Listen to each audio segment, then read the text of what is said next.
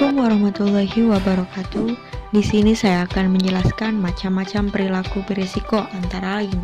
Yang pertama, bullying, yaitu tindakan agresi atau serangan yang dilakukan satu orang dengan tujuan untuk menyakiti atau mengganggu orang lain atau korban yang lebih lemah darinya.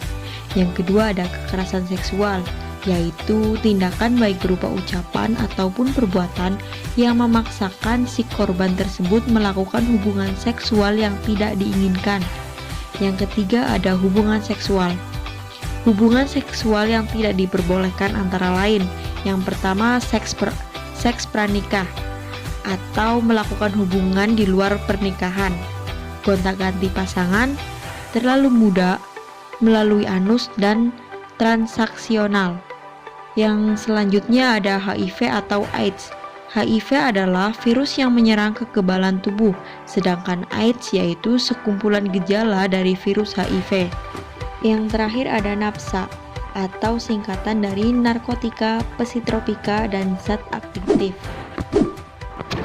Saya akan menjelaskan yang pertama ada macam-macam bullying, yaitu fisikal, verbal, dan sosial. Membuli secara fisik berarti menggunakan fisik. Membuli secara verbal berarti berkata-kata atau mengejek. Sedangkan bullying sosial yaitu dengan cara mengucilkan korban bullying dari lingkungannya. Selanjutnya, apa saja yang dapat kita lakukan saat mengalami kekerasan seksual? Yang pertama, lari cepat ke tempat yang ramai. Yang kedua, teriak minta tolong. Kemudian bilang ke orang tua, guru, atau orang dewasa di sekitarmu. Adapun tips orang tua kepada anaknya agar tidak mengalami kekerasan seksual, yaitu 1. Biasakan anak dari kecil menutup aurat. 2. Selalu memeriksa tubuh anak.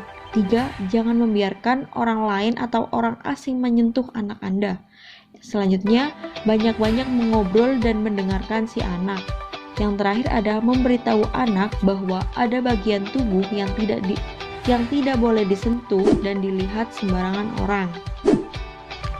Selanjutnya kita akan membahas tentang infeksi menular seksual. Infeksi menular seksual adalah infeksi yang ditularkan dari orang ke orang yang berasal dari hubungan seksual ataupun kontak alat kelamin. Gejala-gejala umum dari infeksi ini yaitu keluarnya cairan pada alat kelamin seperti keputihan yang berlebihan, rasa nyeri pada saat kencing, rasa gatal pada alat kelamin, lecet ataupun luka kecil. Adapun cara mencegah infeksi menular seksual yaitu dengan cara yang pertama, tidak melakukan hubungan seksual dengan pasangan yang terkena HIV. Yang kedua, melakukan pemeriksaan infeksi menular sejak dini. Yang ketiga, menjaga dan merawat alat reproduksi kita. HIV dapat menular melalui hubungan seksual yang berganti-ganti pasangan tanpa menggunakan kondom, jarum suntik yang tidak steril, transfusi darah terhadap HIV dari ibu ke anak yang selama kehamilan.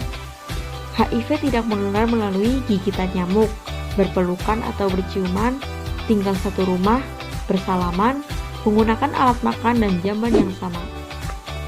Adapun cara pencegahan HIV atau AIDS yaitu dengan cara jauhi seks bebas, setia terhadap satu pasangan, menggunakan kondom saat melakukan seksual dengan pengidap HIV, hindari mengkonsumsi nafsa, dan hindari alat-alat yang tidak steril. Ingat, jauhi virusnya, bukan jauhi orangnya. Selanjutnya yaitu nafsa. Nafsa adalah zat-zat kimiawi yang apabila dikonsumsi dapat mempengaruhi pikiran, suasana hati, perasaan, dan perilaku seseorang. Dampak sosial yang diperoleh ketika mengkonsumsi nafsa yaitu 1. Meniadakan batasan hukum baik dan buruk atau tidak bisa membedakan mana yang baik dan mana yang buruk. Yang kedua, gangguan sosial karena harus mencuri dan berbohong untuk mendapatkan uang. Yang ketiga, menjadi beban bagi diri sendiri, keluarga, lingkungan, dan pemerintah. Yang selanjutnya, hidupnya menjadi semakin miskin, tidak ada masa depan, dan yang terakhir, menjadi antisosial dan asusila. Sekian dan terima kasih.